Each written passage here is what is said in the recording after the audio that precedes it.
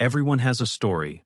Some are about love, some are about betrayal, and some are about the moment a quiet person finally stopped being underestimated. Welcome to Vengeance Narratives, where revenge is intelligent, psychological, and unforgettable. If you've lived through betrayal, humiliation, deception, or silent heartbreak, share your story with us. Your experience could inspire the next gripping narrative, because the most dangerous stories are the true ones. Subscribe, like, and share. It will help our channel grow. The night she left. There are moments that divide your life so completely that afterward you can no longer remember who you were before they happened. For me, it began with champagne. Not the expensive kind everyone else remembers from that night.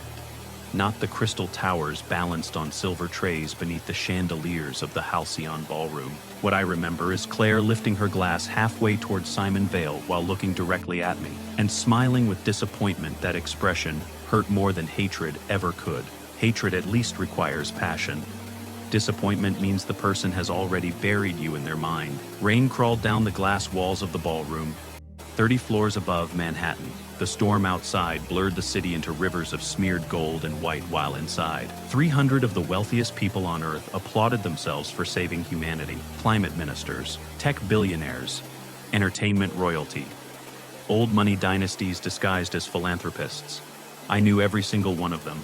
Not socially. Systemically, that's an important distinction. Most people misunderstand power because they think visibility equals importance. They assume the loudest man in the room must be the one controlling it. That illusion is useful. It allows men like Simon Vale to exist. Simon stood beneath enormous holographic projections of collapsing glaciers and burning rainforests while donors watched him with worshipful attention. He wore confidence naturally. Tailored tuxedo, perfect posture, deliberate eye contact, every movement calibrated to project effortless moral authority. People wanted to believe in Simon. That was his greatest talent. Across the ballroom, Claire watched him the way starving people stare through restaurant windows. I noticed because I had spent 20 years studying her face, long enough to recognize desire before she spoke it aloud. "You could learn something from him," she said quietly beside me. I kept my eyes on the crowd. Could I? He understands momentum. The orchestra swelled softly around us. Waiters drifted between clusters of billionaires carrying champagne that cost more per bottle than most people's monthly rent. Claire adjusted the diamond bracelet on her wrist, a bracelet I bought anonymously through a Geneva intermediary because she once mentioned admiring it in a magazine 6 years earlier. She never knew. "You always disappear at these events," she continued. "I am standing right here. You know what I mean." Yes, I did. Claire hated invisibility, and I had built my entire life around it. That contradiction had been poisoning us for years.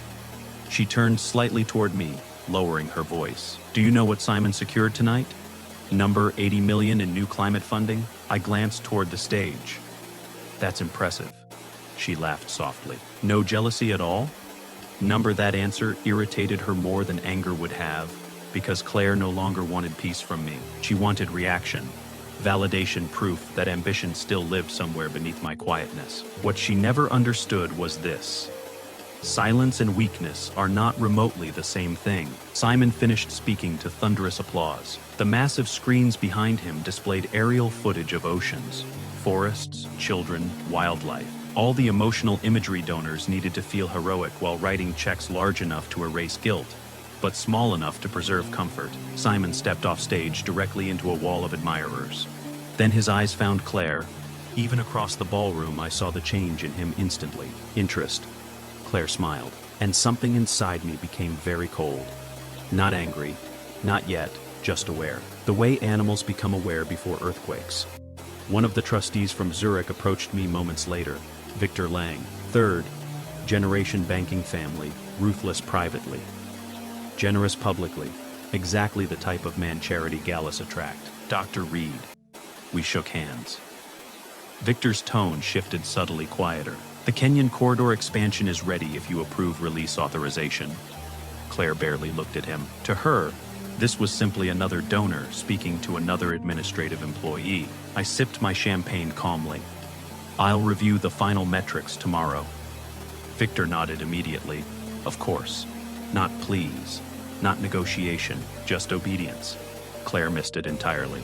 Simon didn't. And for the first time that night, I saw uncertainty flicker behind his smile. The rest of the ballroom continued celebrating around us while, somewhere deep beneath the surface of everything, the first fracture had already begun. The first cracks, the first collapse always happens invisibly. That's why most people never see danger until it's already standing inside the room with them. 3 mornings after Claire left me, Simon Vale woke up believing he was becoming one of the most powerful nonprofit figures in the world. By sunset, 4 international funding streams had quietly frozen. Not publicly, not dramatically. That would have been amateurish. No real destruction happens through hesitation. A delayed authorization in Singapore, an extended compliance review in Zurich, a legal clarification request in Oslo, tiny interruptions, individually harmless, together catastrophic, and Simon felt it immediately. I know because I designed systems to detect fear long before people admitted it aloud. I was in my study reviewing overnight transfer reports when Eleanor Graves entered carrying a thin black folder. She placed it carefully on the desk. The first wave reacted faster than expected. I glanced up at her. How fast? Simon's executive office requested emergency donor reassurance calls before 8 this morning. I nodded once. So he noticed. Eleanor studied me quietly. You sound disappointed. No, I said, relieved. Because if Simon hadn't noticed the pattern yet, he wouldn't have been dangerous enough to matter. Outside, the rain continued soaking Manhattan beneath a sky the color of old steel. My townhouse remained silent, except for the faint hum of encrypted servers hidden behind the walls. Claire used to complain about the silence there. She said the house felt emotionally unfinished. Maybe she was right. Or maybe she simply mistook peace for emptiness. Eleanor opened the folder. Marcus found additional irregularities tied to Green Horizons' Indonesian operations. How severe? Severe enough that auditors are nervous? Meaning, she slid several photographs across the desk, staged shoreline restorations, duplicate impact imagery, reused across multiple campaigns, volunteer footage edited to exaggerate results. I stared at the images without surprise. Simon's greatest skill had never been environmental work. It was emotional theater. He's manufacturing optics, Eleanor said quietly. Yes, and the donors? They wanted to believe. That's the dirty secret underneath most philanthropy. People don't fund solutions. They fund emotional experiences. Simon understood that instinctively. Unfortunately for him, I understood it better. Across Manhattan, Claire was waking inside Simon's penthouse wrapped in Egyptian cotton sheets, while helicopters drifted between towers outside the windows. I knew the apartment well. I had approved the acquisition indirectly 3 years earlier, through a layered donor real estate structure tied to Green Horizons' expansion package. Simon thought he'd negotiated brilliantly for it. In reality, I had placed him there intentionally. At the time, I believed proximity to luxury would expose his character it had, just not quickly enough. Marcus Vane arrived shortly after noon carrying 2 encrypted tablets and the exhausted expression of a man sleeping too little. You were right, he said immediately. I usually am. Here is more. He handed me the first tablet. Claire's face appeared on screen beside a spreadsheet of event reimbursements, vendor allocations, hospitality contracts, luxury accommodations. At first glance, it looked ordinary. Then Marcus isolated the percentages. Small adjustments, 2% here, 4% there. Tiny manipulations buried beneath enormous gala budgets. I felt something tighten inside my chest. How long? 6 years. I leaned back slowly. Marcus hesitated. You didn't know? Number that answer seemed to disturb him more than the fraud itself, because men like me are expected to see everything. But love creates blind spots. Even intelligence cannot prevent. I kept scrolling. $3.8 million diverted quietly through layered event structures. Claire hadn't stolen recklessly. She'd stolen carefully, which somehow hurt more. Marcus watched me cautiously. What do you want done? I stared at the screen for several seconds before answering. Nothing yet? You are protecting her? No, I said softly. I am grieving her. That afternoon, Simon began calling donors personally. The recordings arrived in my secure archive an hour later. Desperation hides poorly beneath charm. Temporary turbulence, Simon told one investor. Routine compliance review, he assured another. But the strain underneath his voice deepened with every call. By evening, he was pacing inside his penthouse, while Claire watched from the kitchen island holding a glass of wine. You said this was normal, she told him. It is normal. Then why do you look terrified? Simon snapped instantly. I am not terrified. Ah, there it was, the crack. Claire looked startled. Simon rarely lost control publicly. That's another thing ambitious people misunderstand. Charm is easy during expansion. Character reveals itself during contraction. He apologized quickly, but the atmosphere had already changed. Claire saw it. And once doubt enters attraction, it spreads fast. That night, I reviewed Green Horizon's dependency structure alone in the dark. Dozens of shell foundations glowed across the screens, connected through invisible pathways only 4 people on Earth fully understood. At the center sat Simon Vale. I remembered the first report I'd ever read about him nearly 8 years earlier. Young, driven, media, savvy, willing to sacrifice nuance for momentum. At the time, I believed he could become useful, so I cultivated him quietly, carefully. 1 donor introduction became 3. 3 became 20. Environmental awards followed. Government access expanded. Celebrity partnerships emerged. Simon interpreted every success as proof of his brilliance. He never imagined someone had been constructing the ladder beneath him the entire time. That was my mistake. People who rise too quickly eventually confuse elevation with invincibility. By midnight, another alert appeared across my monitor. Indonesian Coastal Initiative, emergency hold request. I opened the file immediately. Fraud review escalation. Field operations frozen. Asset disbursement suspended pending audit. Simon's flagship project. His proudest public achievement, dead overnight. I closed the file calmly, then poured myself a glass of bourbon I never drank. Because the truth was this: none of this felt victorious yet, only inevitable. And inevitability is colder than revenge. Far across the city, Simon Vale stood in his darkened office, staring at the same notification, while Claire watched him silently from the doorway. What happened? She whispered. Simon looked at her with genuine fear for the first time. I think, he said slowly, someone's trying to erase me. And in the silence of my study, surrounded by the hidden machinery of invisible power, I whispered quietly into the dark. Yes, the architecture of ruined people assume power announces itself loudly. It doesn't. Real power is quiet enough to feel accidental. That's why Simon Vale couldn't understand what was happening to him. If I had attacked publicly, he would have known how to respond. Public enemies create clear battle lines. Lawyers, press conferences, damage control, but invisibility. Invisibility terrifies ambitious men because it removes certainty. By the second week, Green Horizon was bleeding from 100 invisible wounds. None fatal individually, collectively terminal.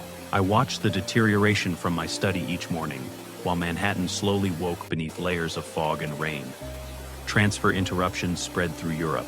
Government partnerships entered temporary reassessment. Private donors quietly withdrew commitments without explanation, and Simon kept searching for a face behind the destruction. He looked everywhere except at me. That amused Eleanor more than it amused me. He still thinks this is a rival organization, she said during one of our morning briefings. He'll evolve. You sound like you are discussing a laboratory animal. I considered that. Perhaps I am. Eleanor gave me a long look. Be careful, Harlan. With what? Convincing yourself this is justice instead of punishment. I didn't answer immediately, because the dangerous thing about revenge is how reasonable it feels while you are doing it. Meanwhile, Simon's penthouse had transformed emotionally. Claire noticed it first in the mornings. Simon stopped sleeping. He'd sit awake near the windows at 3 or 4 in the morning, staring at financial reports glowing across his tablet, while the city flickered below him like a dying circuit board. Charm had begun rotting into paranoia, and paranoia reveals truth faster than comfort ever does. One evening, Claire overheard him screaming inside his office. Not angry screaming, fear screaming. Here is no way they all move together unless someone coordinated it. Silence followed. Then another voice, Daniel Kessler, Green Horizon CFO. We need liquidity immediately. We still have Singapore. No, Daniel answered quietly. We don't. Claire told herself she shouldn't listen. but she stayed outside the office anyway. That's another thing people misunderstand. Curiosity becomes unavoidable once illusion starts cracking. Inside the office, Simon paced furiously. Find out who's behind this, Daniel hesitated. I think whoever this is. What? They're bigger than us. Simon stopped moving. Then he asked the question I'd been waiting for him to ask. How much bigger? Daniel didn't answer. He didn't need to. Across town, Marcus Vane uncovered the first truly catastrophic discovery. He entered my study just after midnight carrying archival files connected to Green Horizon's earliest donor ecosystems. You need to see this. The digital wall illuminated instantly. Funding chains spread across the room like glowing spiderwebs. Geneva, Singapore, Toronto, Dubai. Layer after layer of interconnected charitable structures. Marcus highlighted the central pathways. They all trace back to your network. I know. No, he said quietly. You don't understand. He isolated the percentages. 93% dependency exposure. Simon's empire wasn't merely supported by my foundations. It effectively belonged to them. I stared at the projections in silence. Years earlier, I designed Green Horizon as an experimental ecosystem, a controlled philanthropic accelerator intended to identify emerging global leaders. Most failed quietly. Simon succeeded spectacularly. Too spectacularly, which should have warned me. Marcus looked unsettled. You built his entire rise? Yes. Did he know? Number Marcus exhaled sharply. Jesus Christ. The irony wasn't lost on me. The world viewed Simon Vale as a self-made humanitarian visionary. In reality, he was the product of invisible architecture designed by a man he publicly dismissed as irrelevant. I thought about Claire again then, about the expression on her face the night she left. You never wanted more. The pain of that sentence no longer came from insult. It came from realization. She had spent 20 years sleeping beside a man she never once truly saw. That hurt more than betrayal. Marcus interrupted my thoughts carefully. Here is another issue. He opened a second file. Claire's financial diversions expanded, detailed, worse than before. Vendor kickbacks, hospitality inflation, luxury travel laundering hidden beneath gala budgets. Not greed exactly, entitlement. A belief that the money barely mattered. I closed the file slowly. When do we trigger the trust clause? Marcus asked. Not yet. You are hesitating.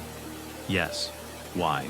Because part of me still loved her, but I didn't say that aloud. Instead, I walked toward the rain, covered windows overlooking the city. Somewhere out there, Claire was beginning to understand Simon wasn't who she imagined. Soon she would realize something even worse. Neither was I. The next morning, Simon finally discovered the signature. Just one understated authorization marker buried inside a Swiss donor compliance freeze. R. No full name, no organization, just a single letter.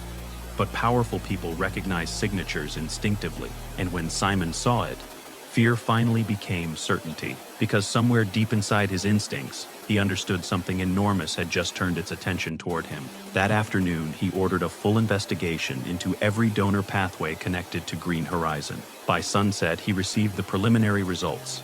His face reportedly lost all color, because every road eventually led back to the same hidden architecture mine. And for the first time since Claire walked out of our house, I finally allowed myself a small, cold smile. The game was over.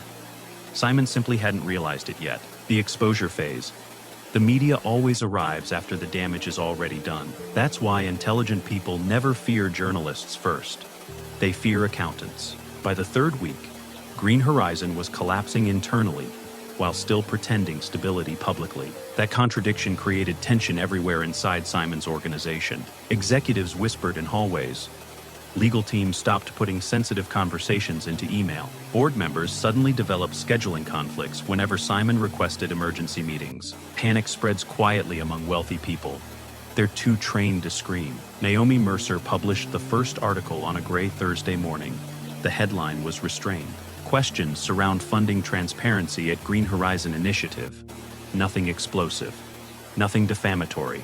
Just questions. Questions are more dangerous than accusations, because they invite imagination. Within 2 hours, international financial blogs amplified the story. By noon, Two government oversight agencies requested documentation reviews tied to Green Horizons' Indonesian project. By evening, Simon had gone from admired visionary to potential liability, and the world changes very quickly once that transition begins. I watched the coverage from my study while rain slid down the windows in silver veins. The house remained painfully quiet without Claire there. No footsteps upstairs, no music drifting through the kitchen, no half-finished conversations waiting at the end of long days. Revenge has an ugly side no one discusses honestly. You still miss the person while destroying them. Eleanor arrived shortly after sunset, carrying another stack of legal files. "You should slow this down," she said immediately. I looked up from the reports. Why? Because this is no longer controlled deterioration. It's still contained. "No," she replied calmly. "Now it's emotional." That irritated me more than it should have. "You think I am acting irrationally? I think you are hurt." Silence settled between us. Outside, thunder rolled somewhere above Manhattan. Eleanor softened slightly. "Harlan, you built systems designed to influence governments. Entire economies respond when your foundations move. You cannot unleash something this large emotionally." I leaned back in my chair. "You think I've lost perspective? I think grief makes intelligent men dangerous." That statement lingered in the room long after she finished speaking, because she wasn't entirely wrong. Across the city, Simon Vale was unraveling. Not publicly, not yet, but privately, rapidly. Claire saw it every night now. The charm had evaporated first, then patience, then self-control. He spent hours screaming at legal teams, demanding explanations nobody could give him. "How are they all connected?" he shouted during one call. His attorney answered carefully, "We don't know yet." "That's not an answer." "No," the attorney admitted. "It's the truth." Claire watched him from the penthouse kitchen, holding a glass of wine she no longer enjoyed. 3 weeks earlier, Simon had looked powerful. Now he looked hunted, and hunted men become ugly very fast. One night she tried calming him. "Maybe this is temporary." Simon laughed bitterly. "You still don't understand." "Then explain it to me." He turned toward her sharply. "These donors aren't reacting independently. Someone is coordinating them." "Who?" "That's the problem." He walked toward the enormous windows overlooking the city. "Whoever this is," he said quietly, "they're bigger than we are." Claire noticed that word immediately, because for the first time Simon sounded small. Meanwhile, Marcus continued uncovering things I almost wished had remained buried. He entered my study late Friday night carrying another forensic packet tied to Claire's event. Management finances. Here is more. I closed my eyes briefly. "Of course there is." He handed me the file. Luxury vendor kickbacks, travel reimbursements disguised as donor logistics, personal expenses routed through climate, awareness events. Not massive theft, just constant theft. Death by entitlement. I stared at the documents while something inside me slowly hardened, not rage, acceptance. Here is a moment in every betrayal when grief transforms into clarity. I was reaching mine. Marcus sat across from me carefully. She probably thought the money was endless.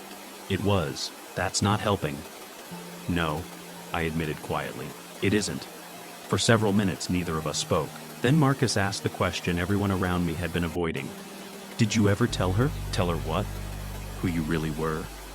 I looked toward the rain-covered windows. Number. Why? Because I wanted someone to love me before they loved my power. But saying that aloud sounded pathetic somehow. Instead, I answered truthfully. Privacy becomes addictive after a while. Marcus nodded slowly. "I think secrecy does too." That stayed with me after he left. Because secrecy had shaped my entire adult life. Every relationship, every conversation, every public interaction carefully reduced and moderated, so no one would ever understand the scale of what I controlled, including Claire, especially Claire. The following Monday, the trust clause activated, not because I ordered it emotionally, because legally, it had become unavoidable. The Reid Foundation family structure included morality provisions tied to fiduciary exposure, donor conflicts, and marital misconduct. Claire had signed the agreements years earlier without reading most of them carefully. Almost nobody does. At 9:14 a.m., her financial access froze automatically pending investigation review. Personal accounts, investment pathways, Foundation credentials, luxury vendor lines, everything. She called me 11 minutes later. I stared at the phone for a long time before answering. Harlan, her voice sounded strained. Yes, my accounts are frozen. I know, silence. Then carefully, did you do this?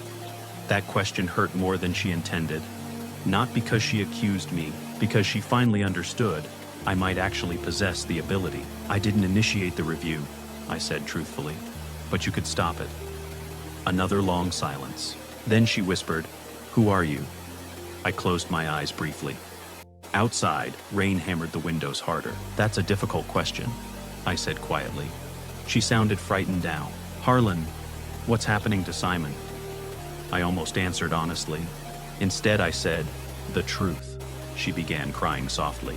And despite everything, despite the betrayal, the lies, the humiliation, hearing her cry still twisted something deep inside me. That was the worst part of all this. Love doesn't disappear just because trust does. After we ended the call, Eleanor entered my study without knocking. "You spoke to her?" "Yes. How did it go?" I stared down at the silent phone in my hand. She finally sounded afraid of me. Eleanor watched me carefully. "And how did that feel?" I thought about it honestly, then answered, "Empty." That night, Naomi Mercer published her second article. This one was different. Anonymous foundations linked to hidden influence network behind global climate funding. Now the questions were becoming dangerous, because she was getting close.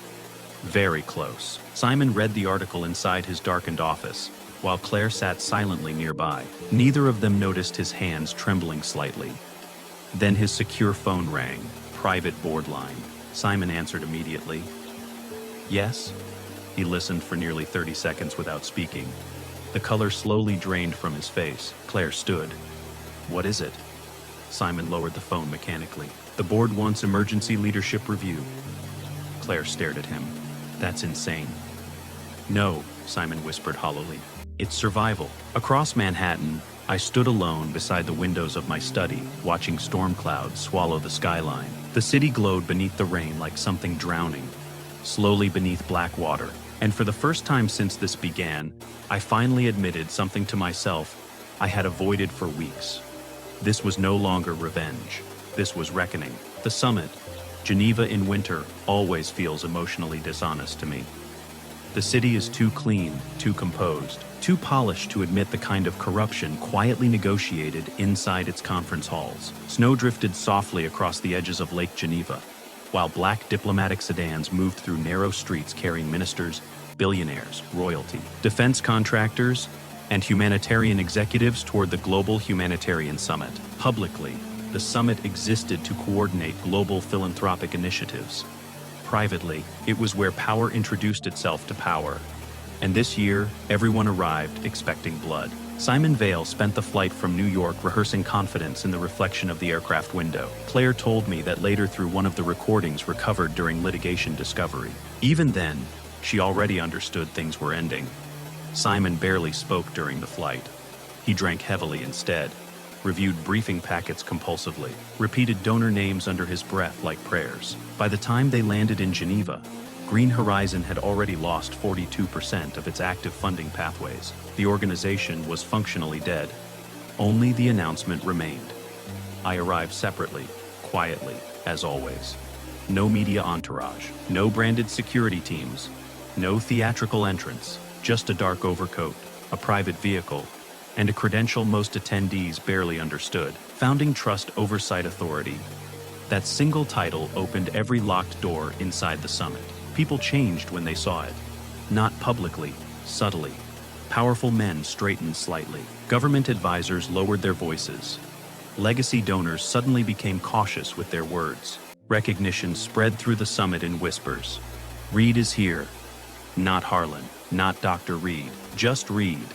Like a storm people had heard stories about, but never personally witnessed. I noticed Simon the moment I entered the main reception hall. He was standing beside Claire beneath a massive digital climate display, trying desperately to project calm while cameras circled nearby. But panic leaves fingerprints. His posture was tighter now. His smile delayed half a second too long. his eyes constantly scanning the room, searching for exits before conversations even began. Then he saw how people reacted to me. That was the moment true fear entered him. I watched it happen in real time. A Saudi infrastructure minister interrupted Simon mid-conversation to greet me personally. Then a Swiss banking director abandoned Simon entirely and crossed the room toward me. Then 2 African development officials quietly stepped away from Green Horizon representatives the instant they noticed me speaking with Eleanor Graves near the summit staircase. Simon understood systems well enough to recognize hierarchy, and suddenly he realized he had misjudged his place inside it. Claire noticed too. She stared at me across the crowded reception hall with an expression I still struggle to describe. Confusion, fear, recognition. For the first time in our marriage, she was looking at me without assumptions attached. And ironically, it happened too late. Eleanor approached quietly. The board is collapsing. How bad? They're negotiating immunity positions already. I nodded once. Expected. And Naomi Mercer confirmed publication release timing. When? 1 hour after your address? Perfect. Outside, snow drifted silently across Geneva, while inside the summit ballroom, the world's wealthiest humanitarians drank champagne beneath glowing projections about compassion. That contradiction never stops fascinating me. At 7:30 sharp, the summit chairwoman announced emergency restructuring discussions regarding Green Horizon Initiative. The room changed instantly. Conversation stopped. Journalists lifted phones. Donors turned towards Simon like spectators sensing weakness in a wounded animal. Simon stood slowly beside Claire, and for one brief second, I almost pitied him, almost. Then, he made his final mistake. He tried performing confidence. Transparency, he announced smoothly, is essential to humanitarian integrity. Liar. I watched him speaking beneath the lights, and remembered the young man I originally funded years earlier, intelligent, charismatic, ambitious enough to move systems. He could have become something meaningful. Instead, he became addicted to applause, and applause is one of the most dangerous narcotics on earth. The summit chairwoman turned toward me next. Dr. Reid, she said carefully, the Oversight Council has requested your assessment. The room shifted. Most attendees still didn't fully understand who I was. That was about to change. I walked toward the stage slowly, while thousands of conversations dissolved into silence around me. No dramatic music, no spotlight theatrics, just footsteps. But those footsteps carried weight because the people inside that room understood something the public never does. The men controlling headlines are rarely the men controlling outcomes. I stepped behind the podium and looked across the crowd. Claire stared at me like she'd never seen me before. Simon looked pale. Naomi Mercer sat near the rear press section, already preparing her release package. And every major donor in the room suddenly looked very nervous. I began quietly. My name is Dr. Harlan Reid. Silence. I serve as administrative coordinator for several humanitarian oversight structures connected to global philanthropic infrastructure. Technically true, always technically true. The screens behind me illuminated softly. Financial pathways appeared across enormous digital displays, trust networks, foundation corridors, funding ecosystems stretching across continents. Murmurs spread immediately through the ballroom because the architecture was enormous. And at the center of it all, one name, Reid Global Humanitarian Structures. Simon stopped breathing normally. I continued calmly. For the past 11 years, Green Horizon Initiative has operated through layered donor support, originating primarily from oversight structures under my authority. Now the room truly erupted. Journalists began typing furiously. Board members exchanged horrified looks. Several donors physically turned toward Simon in disbelief. He looked shattered already, but I wasn't finished. During the past 8 months, I continued, internal investigations uncovered systematic financial manipulation, staged environmental metrics, donor deception, conflict of interest violations, and unauthorized fiduciary diversions tied to Green Horizon leadership. Claire's face lost color. The next screen activated. Expense reports, private travel records, hidden reimbursements, then security footage. Simon and Claire together during restricted donor negotiations while still concealing their relationship publicly. Conflict, deception, impropriety. The ballroom became deathly quiet. Simon finally moved. "This is absurd," he snapped, standing abruptly. His voice cracked slightly. Personal retaliation disguised as governance. I looked directly at him for the first time all evening. "No," I said calmly. "It's consequence." That word landed harder than shouting ever could. Simon stared at me with open hatred now. "You built this?" "Yes." "You engineered my entire organization?" "Yes." Why? That question echoed across the silent ballroom, and for the first time all night, emotion entered my voice. "Because I believed you cared more about impact than attention." Simon said nothing, because there was no defense against truth delivered quietly. Claire looked physically unsteady beside him. Then the final screen activated. Her audit report. The room inhaled sharply. Expense skimming totals, diversion structures, hidden reimbursements. $3.8 million. Claire whispered my name softly, not angrily broken. "Harlan." I met her eyes, and God help me. Part of me still wanted to protect her. That weakness nearly ruined me, but truth had already escaped containment. Naomi Mercer's article published globally at that exact moment. Phones exploded across the ballroom. Alert tones, breaking news banners, emergency statements. Green Horizon Board resignations began within minutes. Simon looked around wildly as if trying to locate escape routes inside the collapsing atmosphere surrounding him. Then finally, for the first time since I'd known him, Simon Vale looked ordinary, not visionary, not powerful, not important, just frightened. I stepped away from the podium slowly. No victory speech, no theatrical ending, because real power never needs to celebrate publicly. As security approached, Simon and legal teams flooded the summit floor. Claire remained frozen beside her chair, staring at me through tears. She no longer tried hiding. And in that moment, surrounded by collapsing reputations and shattered illusions, I understood something devastating.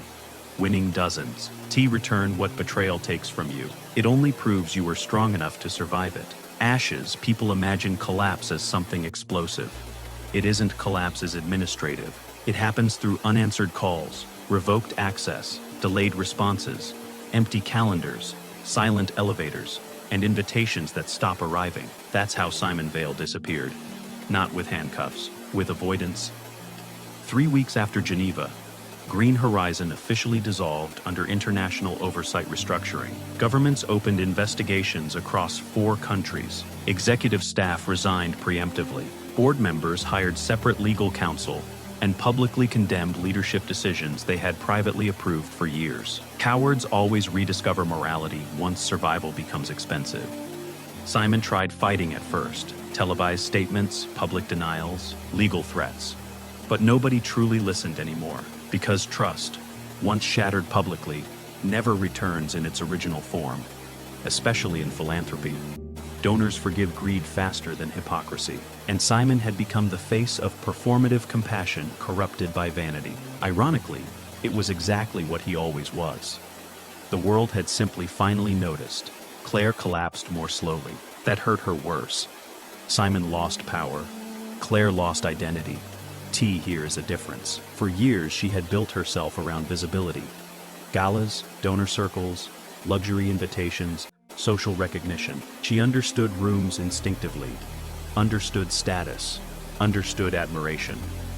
Then one morning, she woke up and it was all gone. No messages, no invitations, no assistants, scheduling calls, no luxury accounts, nothing. The world she abandoned me for evaporated almost overnight because it had never truly belonged to her in the first place. It belonged to Access. And Access had belonged to me. I didn't enjoy realizing that. That's the part revenge stories never tell, honestly.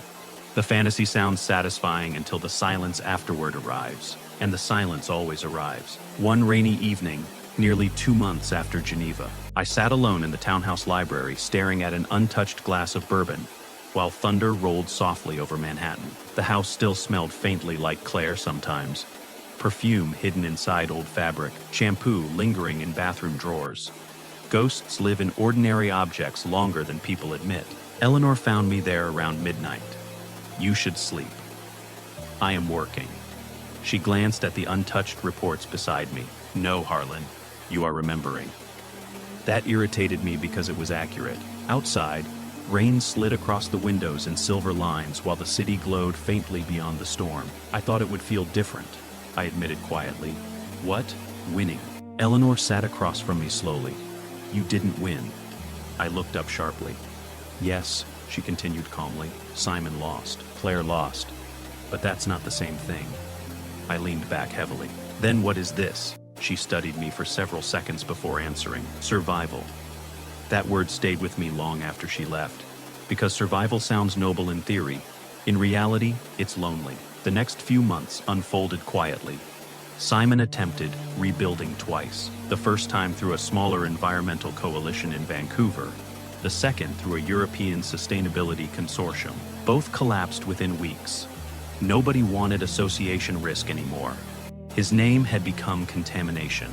Last I heard, he was consulting privately for second-tier advocacy groups, under restrictive contracts that prevented media appearances. The man who once commanded stages now avoided cameras entirely. Poetic, perhaps, but not satisfying. Claire eventually relocated to Ohio, not dramatically. Quietly, she changed professional circles first, then addresses, then social identities. One of Eleanor's investigators informed me she accepted a low-level administrative position with a regional nonprofit handling grant paperwork. Grant paperwork. The irony nearly made me laugh when I first heard it, but the laughter never came. One afternoon, she called unexpectedly. I almost didn't answer. Almost? Harlan? Her voice sounded thinner somehow. Yes. Long silence. Then, I just wanted to say, I understand now. I closed my eyes. Rain tapped softly against the study windows. Understand what? You, that hurt more than the betrayal itself. Because she finally saw me, only after destroying us. I never understood what you were carrying, she whispered. No, I said gently. You didn't. Another silence followed. Then she asked the question I'd secretly dreaded hearing. Did you ever really love me? I stared into the darkness of the empty library for a very long time before answering. With everything I had, she began crying quietly. And despite everything, hearing it still nearly broke me. That's the terrible truth underneath revenge. You can punish betrayal. You cannot surgically remove attachment. We ended the call without resolution because no resolution existed. Some damage simply becomes permanent. A week later, I flew to Kenya alone. No press, no foundation entourage, just me. Northern Turkana was brutally beautiful that time of year. Burnt orange earth stretching endlessly beneath white sunlight while wind moved through dry grasslands like distant ocean waves. One of our medical corridor expansions had suffered logistical delays, and I needed distance from New York badly enough to personally inspect operations. The field camps felt honest in a way Manhattan never had. No galas, no curated morality performances, just exhausted aid workers trying to keep people alive. I spent 3 days reviewing infrastructure systems, supply chains, and water routing expansions alongside local teams who barely cared who I was, beyond whether shipments arrived on time. It felt strangely peaceful. Then, one evening, while walking between temporary clinic structures during sunset, I realized something unsettling. For the first time in months, I wasn't thinking about revenge anymore. I was just tired. Tired of secrecy. Tired of power. Tired of carrying entire systems quietly while pretending to be smaller than I was. The African sky burned deep gold above the horizon, while distant generators hummed softly through the dry evening air. I stood alone watching workers unload medical supplies from transport trucks when a young aid coordinator marched directly toward me looking furious. You are Reid? Her accent carried traces of Eastern Europe. Yes. She shoved a damaged inventory manifest toward my chest. Your shipment labels are wrong again, I blinked. Nobody told me. Well, now someone is. There was no hesitation in her voice. No performance, no fear, just honesty. It startled me more than aggression would have. I glanced at the paperwork. You are Elena?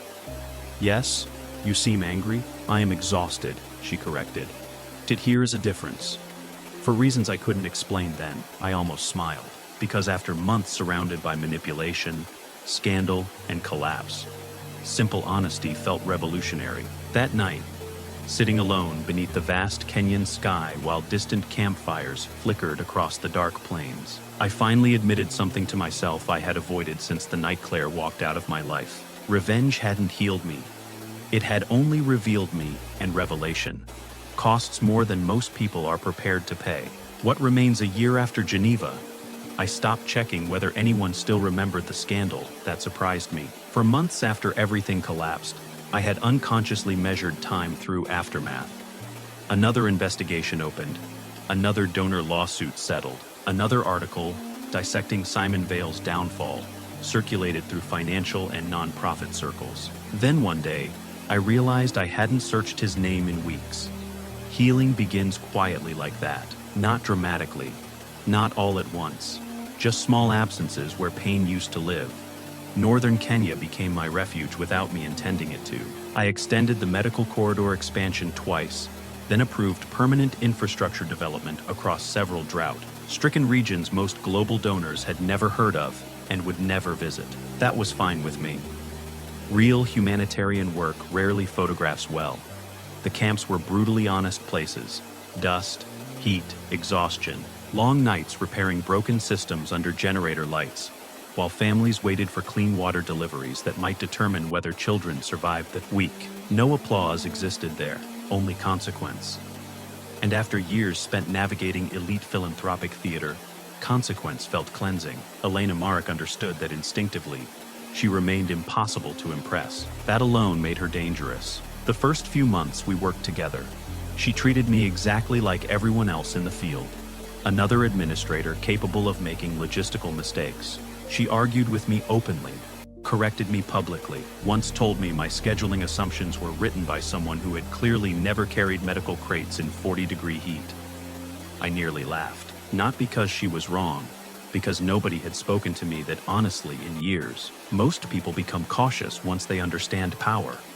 Elena became more direct. One evening we sat outside a temporary operations structure, watching the sun disappear across the plains in waves of orange and deep crimson. Wind moved softly through dry grass while distant generators hummed, like tired machinery beneath the stars. Elena handed me a metal cup of terrible coffee. "You still look haunted sometimes," she said casually. I stared out toward the darkening horizon. "Do I?" "Yes." There was no judgment in her voice, only observation. That made honesty easier somehow. "I was married," I said quietly. "Was?" "Yes." She left? I nodded once. Elena sipped her coffee thoughtfully. "You still love her?" Not a question, a statement. I considered denying it. Instead, I answered truthfully. "Yes." She studied me for a moment. "And you hate her?" Another truth. "Yes." Elena leaned back in her chair slowly. "That sounds exhausting." I laughed softly before I could stop myself. Because she had reduced the emotional destruction of my entire former life into one perfectly accurate sentence. Exhausting. The wind shifted across the camp carrying dust and smoke beneath an endless sky filled with impossible numbers of stars. After a while, Elena asked quietly, "What happened?" For several seconds I said nothing. Not because I didn't know how to explain it, because I wasn't sure I wanted to hear it spoken aloud. Finally, I answered, "She fell in love with someone she thought was more important than me." Elena frowned slightly. "And was he?" "Number?" The answer came instantly, coldly certain. She studied me more carefully now. Here is a much longer story behind that answer. "Yes," I admitted, "there usually is." For the first time in a long time, I told someone the truth. Not all of it, but enough. I told her about secrecy, about building entire humanitarian systems anonymously, about spending decades reducing myself publicly, because I believed love worked better without power contaminating it. Elena listened quietly without interruption. Then she asked the question nobody else ever had. "Why were you so afraid of being seen?" That question struck harder than accusations ever could. Because beneath everything, beneath the foundations, the revenge, the secrecy, the manipulation, lived something embarrassingly simple. I wanted someone to choose me before they chose what I could give them. I stared into the darkness beyond the campfires for a very long time before answering.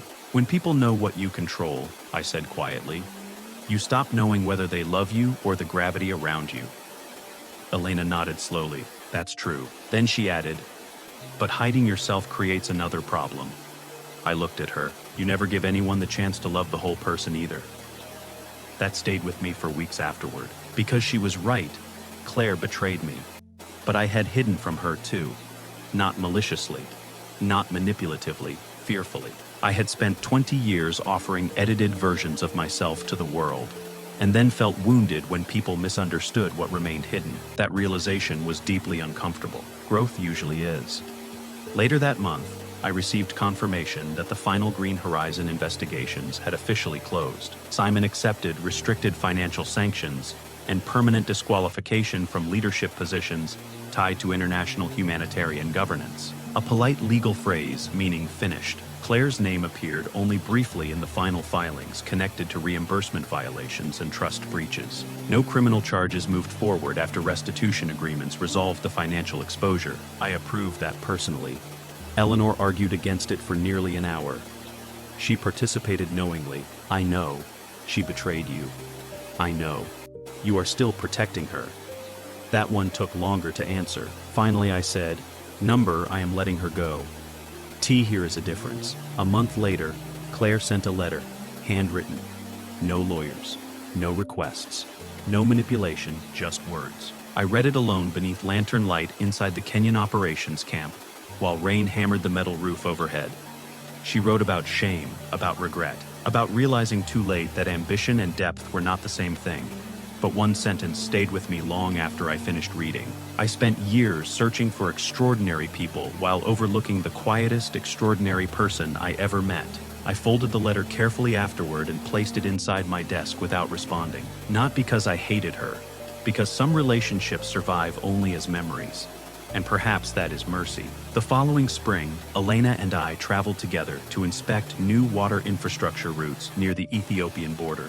During the drive, she glanced at me suddenly and asked, So, are you still pretending to be a minor administrator when people ask what you do? I smiled faintly. Sometimes. That's ridiculous. Probably. She shook her head. You know what your real problem is? I laughed softly. There are apparently many. You spent your whole life believing power automatically corrupts intimacy. I looked out across the endless plains rolling beneath golden afternoon sunlight. And you think I am wrong? I think fear corrupted it first. That sentence landed somewhere deep inside me, because fear had shaped everything. Fear of exploitation, fear of visibility, fear of becoming valued only for influence instead of humanity. So I built walls sophisticated enough to fool entire governments. And in the process, I isolated myself inside them. As the vehicle moved across the dusty road beneath the vast African sky, I realized something strange. For the first time in years, I felt peaceful. Not triumphant, not vindicated, just peaceful. The revenge no longer mattered. Simon no longer mattered. Even Claire had slowly transformed from an open wound into something quieter and sadder. A lesson, perhaps. About secrecy, about ego, about the terrible cost of underestimating quiet people. That evening, standing alone near the completed water stations, while children laughed nearby beneath fading sunlight, I thought about the man I used to be before the night Claire left. Invisible, careful, contained. That man no longer existed, not entirely, and maybe that was necessary. The world still whispers my name differently in certain rooms now. Reid. Sometimes with admiration, sometimes with fear. Both are useful. But if I've learned anything from the ruins of my marriage, Simon's collapse, and the long, lonely road that followed, it's this. The loudest people are rarely the most dangerous. Real power almost never introduces itself. It listens quietly, it watches patiently, and when betrayal finally arrives, it doesn't scream. It simply reaches into the foundations beneath your life and removes them.